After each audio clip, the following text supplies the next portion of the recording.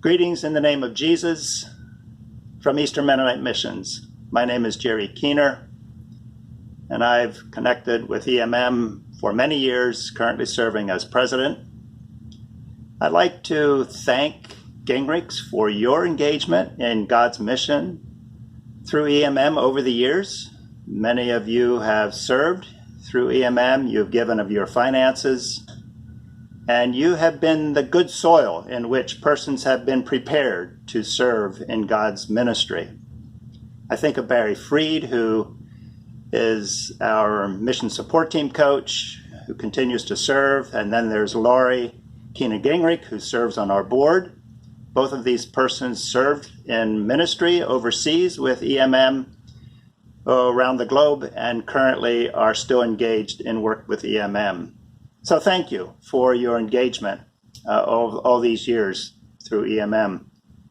And also appreciate the local ministry you're doing in Lebanon. We appreciate that so much because both local and international ministry go hand in hand for giving us perspective in God's work. Today I'd like to focus on missions, naturally, and we'll share some of my story in God's call, as well as EMM's story, and then a bit about the planned move of EMM offices from Salunga to Lancaster. When I think about the call of God to Abram and how Jesus called his people, how he called his disciples, I see here a pattern in how God calls us today. So I'd like to focus on this a bit and begin by reading Genesis 12, verses 1 to 3. Which reads, "The Lord said to Abram, leave your country and your people and your father's household, and go to the land I will show you. I will make you into a great nation, and I will bless you. I will make your name great, and you will be a blessing. I will bless those who bless you, and whoever curses you, I will curse, and you will be a blessing to peoples throughout the whole earth." So we see here that God called Abraham and he said, "Go and I will show you," which is the title to my message. Go and I will show you. You see, when God calls us to ministry and to missions, he doesn't spell out everything in advance as to what's going to happen. It is a journey. It is a discovery. And when I sensed my call to ministry and missions early in life, I didn't know exactly what that would look like. But I did have a sense that God's call for me meant to offer whatever gifts he's given me in ministry to use wherever the church has need for those gifts. The focus of that call has been on urban and cross-cultural missions and contexts. And over the years, various positions were discerned to be God's open doors. But before I began this journey, I called together the elders at Elizabethtown Mennonite Church, people who knew me well, to discern what that would look like for at least the very beginning. So we spent time praying and thinking and talking together. And the upshot of that conversation was an affirmation for me to take a pastorate in New York City at 7th Avenue Mennonite Church, and to also work with young people in New York City. Not long afterward, the Lord brought Donna Zare into my life in a refreshing way, and we married, and she moved to Harlem, where I was living and working, and that opened up a whole new set of doors of opportunity for ministry in New York City. For 15 years, we worked with Heartsease Home, caring for teenagers in the foster care system of New York City. What a learning opportunity, and what a way of sharing God's love for others.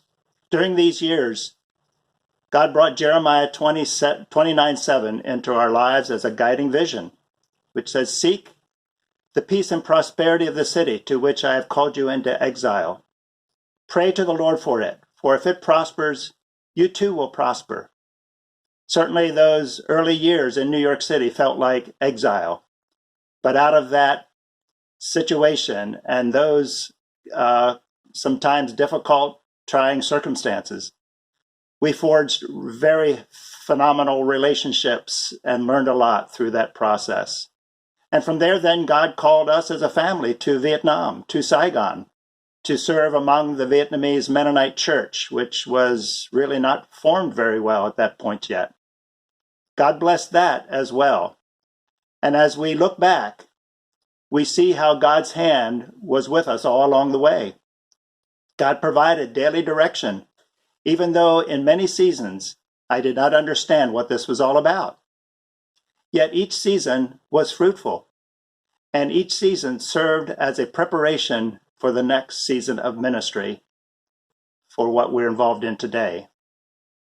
So that's just a bit of my story, our story. And EMM also has been on a journey of answering God's call to mission. Over 100 years ago, 12 persons got together and felt God's call to reach out to the people around Lancaster area. And eventually that formed into Eastern Mennonite missions. And in the last over 100 years, 7,000 people have been called to service through EMM. They have served in 21 states of the USA and in over 109 countries around the globe. Through these efforts, miraculously, God established 12 national churches that are thriving to this day with combined membership of over 500,000. These ministries exist in Eastern Africa, Western Africa, Central and South America, Asia, plus many churches up and down the eastern seacoast of the USA. God has truly blessed the efforts, the people, and the work of his people through EMM all these years. Just last year, 2019, there were 96 long-term workers serving with EMM. I'd like to introduce to you the guiding document of Eastern Mennonite Missions. It's called A Garden in Spring. And in this document, you can find much information about the history of EMM, what we're currently doing, our core values, our guiding principles, and our mission statement. The mission statement reads, Christ's transforming love compels us to cross cultures, engage the world, and make disciples of Jesus. And you might ask yourself and us the question, how do you keep doing that in a time of COVID-19? Well, it's not easy, and we have to do a lot of changing, just like instead of my being with you today, I'm here by video. And we don't know exactly how our workers continue to connect with people around the globe, but we believe they are doing it, and we haven't just heard the stories yet. But one of the stories is from Leon Zimmerman, who is a teacher. He lives in the United States and travels extensively to teach courses around the globe. And he is working with one of our other workers who is tech savvy and creating videos for his teaching that can be then used by these local churches around the globe. The mantra that we're using is the work continues on. God's mission has not changed. We just need to find another way to do it. It's not a matter of will we continue? It's a matter of how we continue. And of course, then that brings me to another key aspect of what we're doing. As we know, there's a lot of changing dynamics in mission. The message or the idea of missions used to be from the West to the rest of the world. Well, now it's from everywhere to anywhere. And the West, in fact, is not able. Many of us cannot go to many places around the world. But what we have seen is that those people have come here. And Lancaster and its environs has recently been named as the refugee capital of the United States, because in the last 5 years, we have sponsored 20 times more refugees per capita than anywhere else in the United States. What this does is brings the people from around the world to Lancaster. And it is an opportunity for us to engage with refugees and immigrants in a way that is very fascinating and powerful. So this is actually an opportunity for us to engage in many ways that we would not have been able to otherwise. And the vision is that as we work with refugees and immigrants and they come to faith, they stay in contact with their home communities around the globe and can carry the gospel back to them. So, as I mentioned earlier, I would talk about our move to Lancaster from the offices in Salunga, where we've been for over 50, 60 years. And actually, this move is very strategic because it brings us into proximity to where people are. And that is where Jesus and the early church and the early apostles did. They went to the people. EMM is in a position to offer cross-cultural training and to arrange opportunities for local churches to engage in missions right here on our home front. The vision for moving the offices to Lancaster or some urban area is not new. It's been around for 20, 30, perhaps even more years than that. I am quite fascinated to recognize how we are in the process of moving, even as these changes are happening around the globe. The refugees are here. And also now with COVID-19 also impacting travel, what more opportunity we have to reach out to those around us in a new way. Will EMM stop sending people around the globe? No, there is no intention of that. But what it means is that we will also be seeing how we can connect more intentionally with the people who are right here. We have seen many God moments in this proposed move to 450 North Prince Street. And they are too numerous to mention here, but I will just mention that one of them was a great welcoming spirit from the churches and local community organizations in Lancaster when we first started talking about doing this. They were so delighted with the idea that EMM would position itself right in the middle of Lancaster. And then there was about a dozen people from the area, Christian people, who took it upon themselves to think, fast, pray, and discuss and discern for about a year on what kind of ministry should take place there. The upshot of that ministry discernment is that we will establish a hospitality center on the first floor and make it available for people around the area. It's very interesting to note that God gave Israel a strategic location to share Yahweh faith in the world. It was at the center of the trade routes between Egypt, Syria, Assyria, and Mesopotamia, the Babylons and the Persians. Likewise, 450 North Prince Street is at the center of the movements in this county.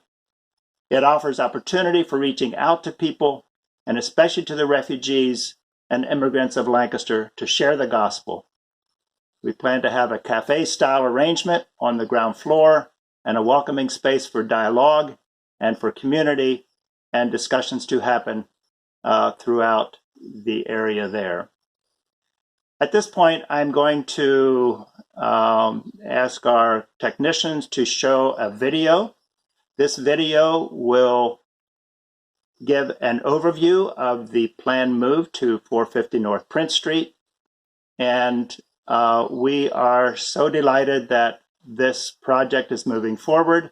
After the video, we will come back on camera and share a little bit of an update of what the status of things are and how you can get involved. So now just pay attention to this video. The way of Jesus is to transform our lives. And it's not only the people who are not yet knowing Jesus who need to be transformed, but we ourselves need to be continuously transformed in our walk with Jesus. We've learned over the years that changing someone's location adds to understanding and perspective that doesn't happen otherwise. And so EMM has a long history of sending missionaries to many different countries. Their missional models have been very successful, but have been flexible over time. And I think early on, They concentrated on the rural parts of our globe. By 2008, half the world was living in an urban area, and EMM itself is increasingly working in urban areas. For many years, EMM was involved locally in different types of ministries, but the vast majority of its work has been overseas over the last 100 years. And as you move into other contexts, into other cultures, you think about how you bring the love of Christ into that context, and so where you are really matters. And so now we have an opportunity to do that in a new, fresh way right here in Lancaster City. This property is a very desirable property, both the location and where development is happening here in the city. And the owner, I understand, really felt strongly and compelled that EMM was to be here. So strongly, in fact, that reduced the price by half so that it made it accessible and affordable for us to obtain this building. So we're owners of this Droopy company, which is based in Lancaster City. What we do is hire refugees. Sometimes it's the first time they get employment in the U.S. When we heard that Eastern Mennonite Missions had bought this property, we were excited just to think about what their engagement in the city would look like. The city is a central place. The nations of the world literally are all around us. We all of a sudden started realizing that all these resettled refugee families were moving right into our neighborhood, and it was like such a almost surprise, like it was something unexpected that we hadn't really thought about when we moved to our neighborhood. We're really eager to turn the first floor into what we're calling a hospitality center. We will be knocking out quite a few of the walls and creating a cafe, commercial kitchen, and a large and small meeting space. We're very interested in cross-cultural training and cross-cultural relationships and making people feel welcome and at home no matter sort of where they're from or who they are. I was really encouraged that they would take time to ask people that have lived here and have been a part of the fabric of this community. I felt like that was really honoring to the city, that they would take that time to hear from those of us that have lived here. Our offices in Salunga were kind of dispersed, but this will enable us all to be on the same floor. Being a city resident, I love to see old buildings being renovated and used again. And I also think it's a great idea for EMM to have all its offices in one location. Your involvement is limited by your imagination. We need lots and lots of different people engaging in many different ways. We're going to invite many different people who have skills and trades in the labors. There'll be an opportunity to do multi-year pledges, up to 5 years, cash gifts. There's an opportunity to do estate planning and larger bequest gifts. Last but not least, people's time and people's prayer. This is a way of walking the path that Jesus would walk.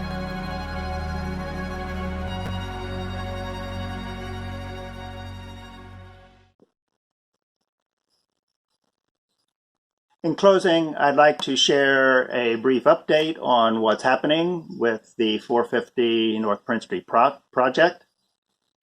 In February, we had a groundbreaking, as it were. Perhaps smashing walls would make more sense than groundbreaking.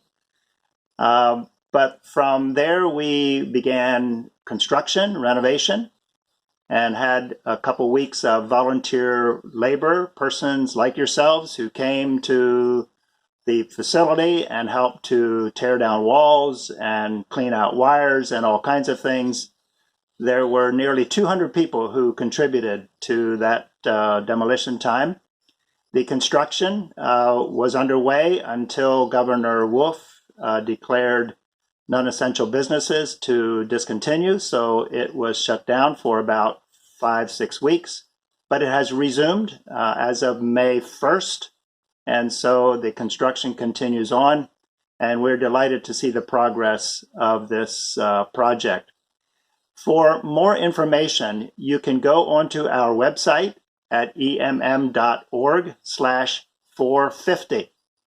Go to that website, emm.org/450, and you can read about the ideas. You can read about many of the things that are happening there and the current progress. There are updates posted about every 2 weeks or so with pictures of what's happening there.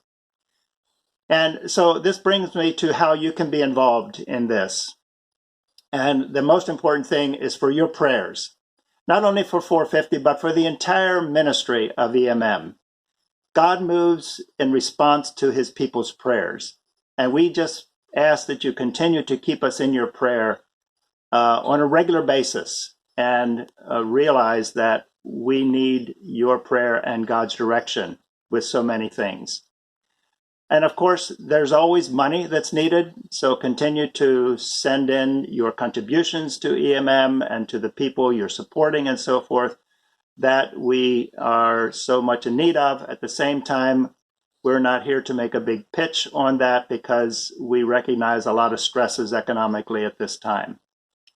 But then for more long range, we ask you to think about volunteering.